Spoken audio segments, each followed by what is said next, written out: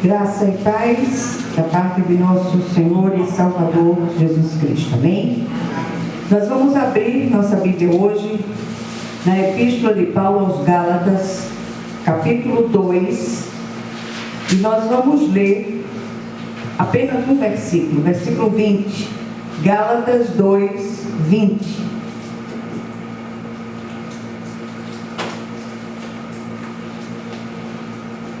Todas abriram?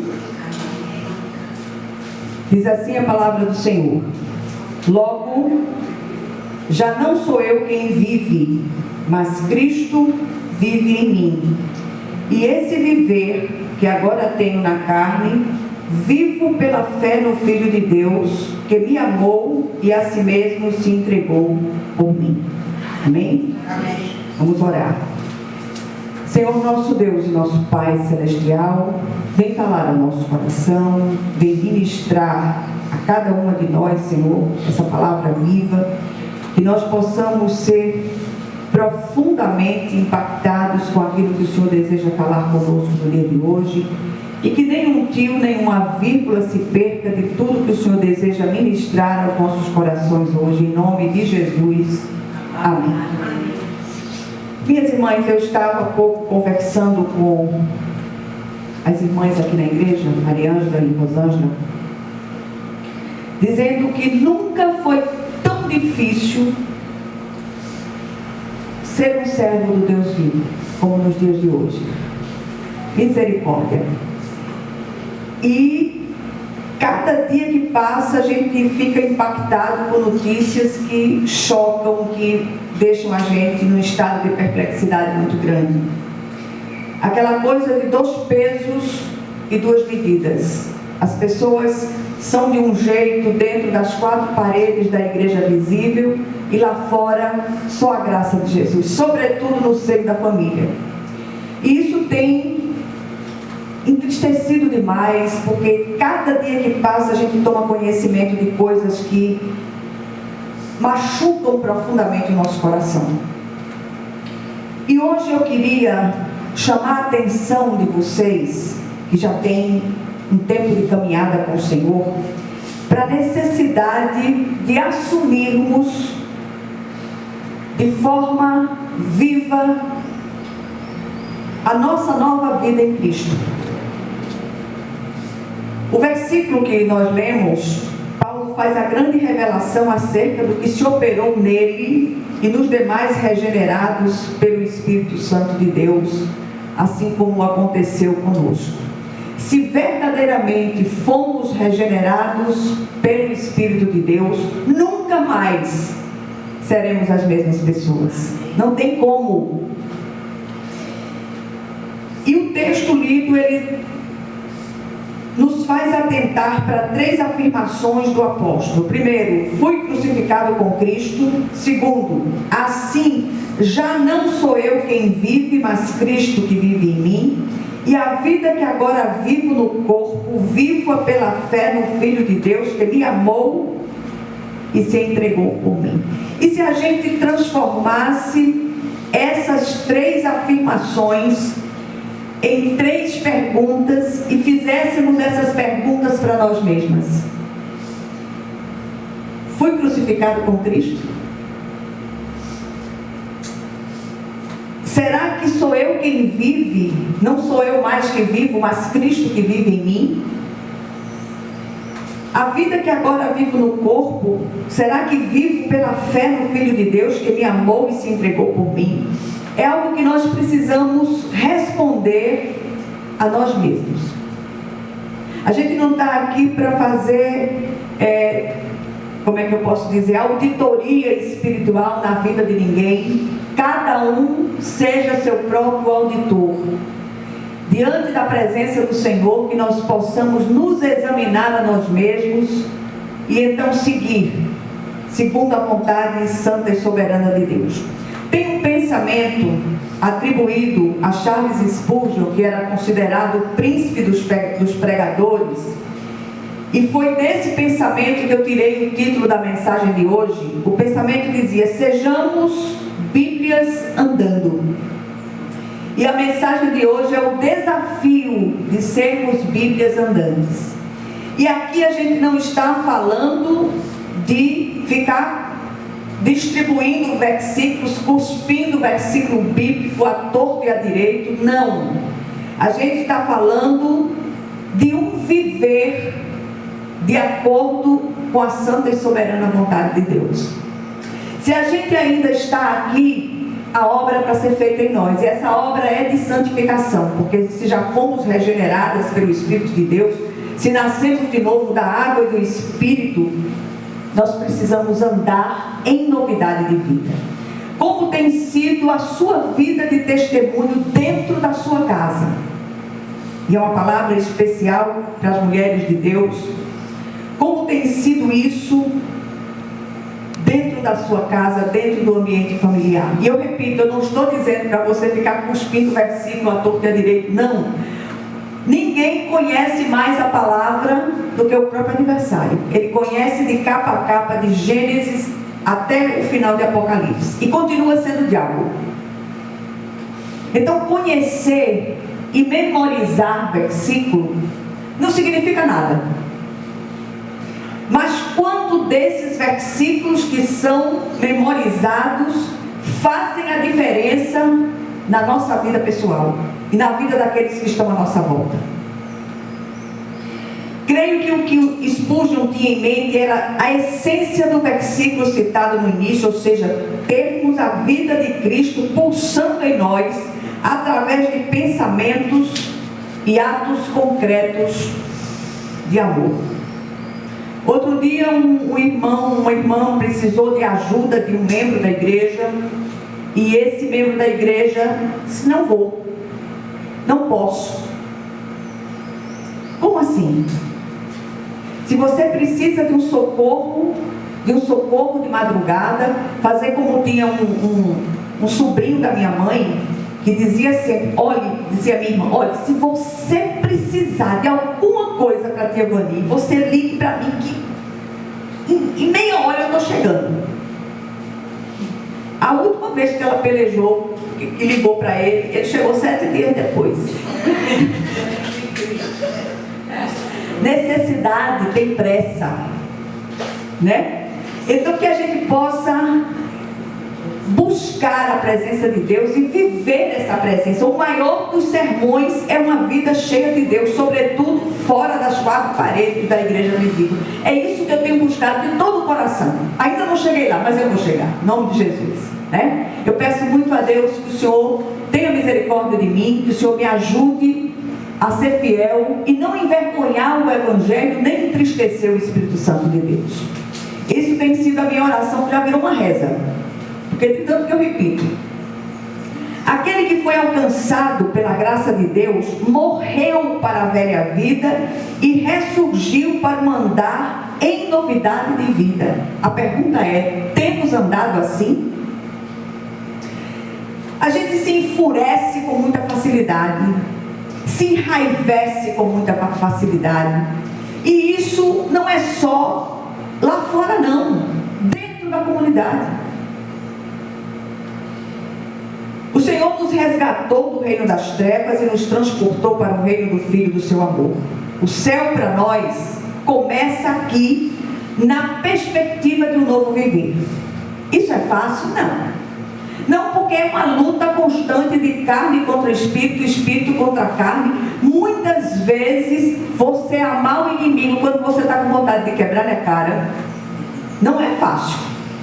Mas o Senhor manda a gente fazer o quê? Ama teu inimigo, ora por quem te persegue. E esse é um dos exercícios de piedade mais difícil. Muitas vezes o inimigo do homem está dentro da sua própria casa, no meio da sua parentela. E quanto maior for o vínculo de sangue com esse inimigo, mais difícil fica de se liberar um perdão, de se abençoar e de se orar por ele. E a mágoa tem sido uma isca do adversário tremenda para aprisionar os filhos de Deus. Quantos filhos odiando os pais e vice-versa? dentro da comunidade, tomando a ceia do Senhor. Quando a gente serve a ceia, sempre costuma citar aquele texto de Paulo que diz: cada um examine-se a si mesmo e coma do pão e beba do cálice, para que você não coma e beba juízo para si. Isso é sério demais. Como é que eu posso tomar a comunhão com vontade de dar fim ao meu adversário, aquele que está lá fora me perseguindo de todas as formas? Eu não estou falando do adversário espiritual, que é Satanás, não. Estou falando da pessoa humana usada como instrumento dele para nos perseguir, para nos assolar. E que não são poucos os críticos, aqueles que se levantam para tirar a nossa paz. Embora estejamos ainda no mundo, não pertencemos mais a ele. Somos andarilhos, caminhantes rumo à pátria celestial. Paulo nos dá a instrução a esse respeito, afirmando no versículo citado que fui crucificado com Cristo, assim já não sou eu quem vive, mas Cristo vive em mim. Será que a gente compreende espiritualmente a profundidade dessas palavras? Por que então nos comportamos e agimos como se a gente fosse armar tenda nessa terra e nunca mais fosse sair daqui? Porque é assim que muitos têm se portado no meio do povo de Deus. Vocês não têm ideia das escutas desses dias.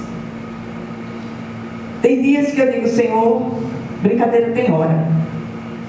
Porque as coisas estão tão sérias que eu digo: misericórdia, meu Deus. Você já está vivendo um momento extremamente difícil, mas tem coisas que não dá para você deixar de ouvir aquela pessoa, deixar de orar por ela. A gente não pode fazer isso. E se o Senhor manda, é porque Ele vai nos dar força e capacidade para orar por aquelas pessoas. Tem pessoas que vêm, que têm vindo para conversar comigo, que eu tenho vontade, se eu pudesse, eu desligava da tomada, botava numa caixinha e guardava, até passar as calamidades. Porque eu nunca vi tanta agonia no meio do povo de Deus, como a gente tem visto nos últimos tempos. Misericórdia. Entendo que a mudança ocorrida em nós foi no âmbito do nosso espírito, que foi recriado pelo Espírito de Deus. Contudo, ainda há uma caminhada de transformação que só será possível pela renovação da nossa mente, quando exposta à palavra viva do Senhor, sob o comando e instrução do Espírito de Deus.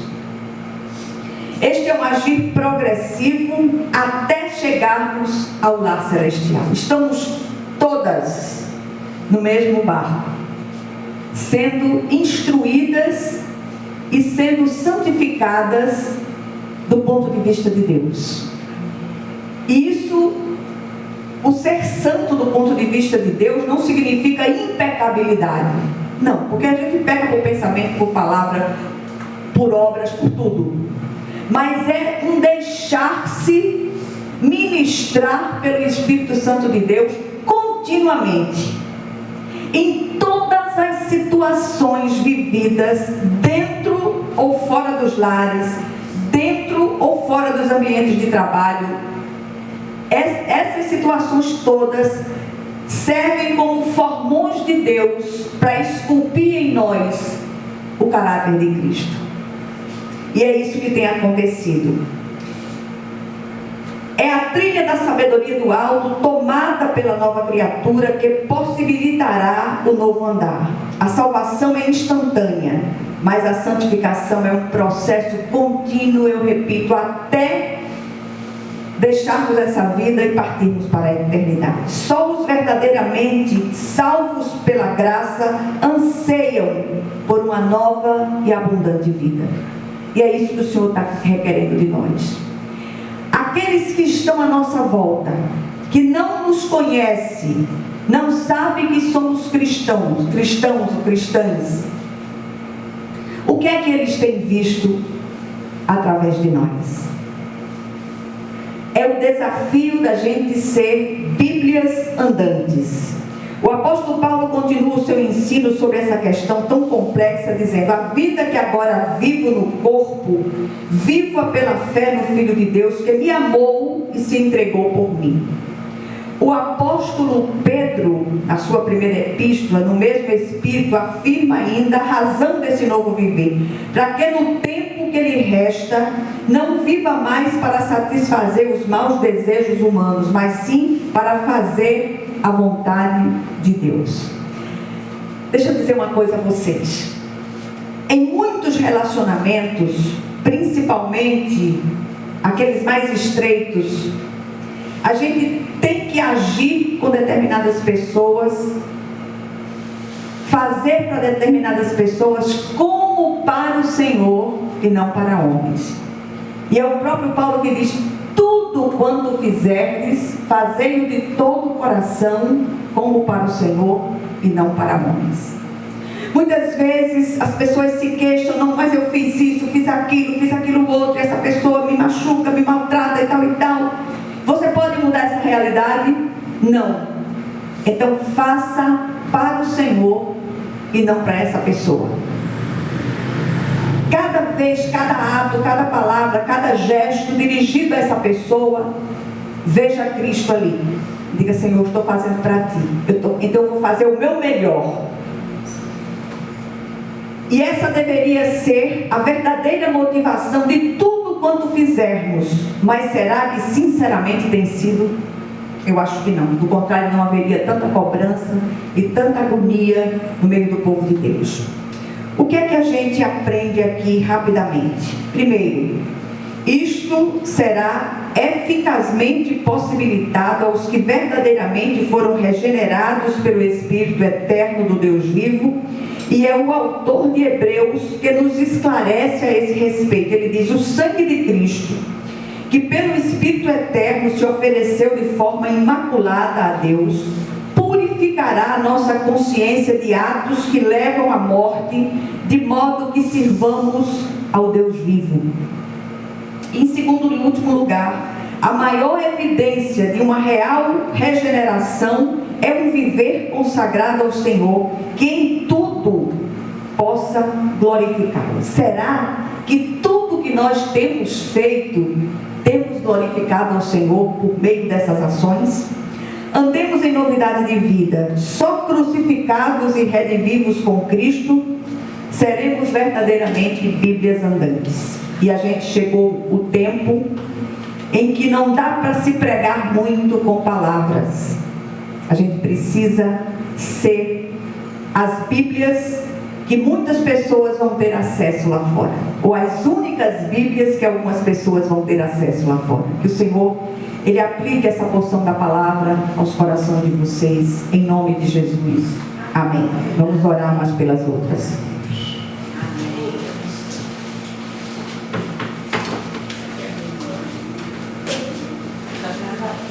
Amém.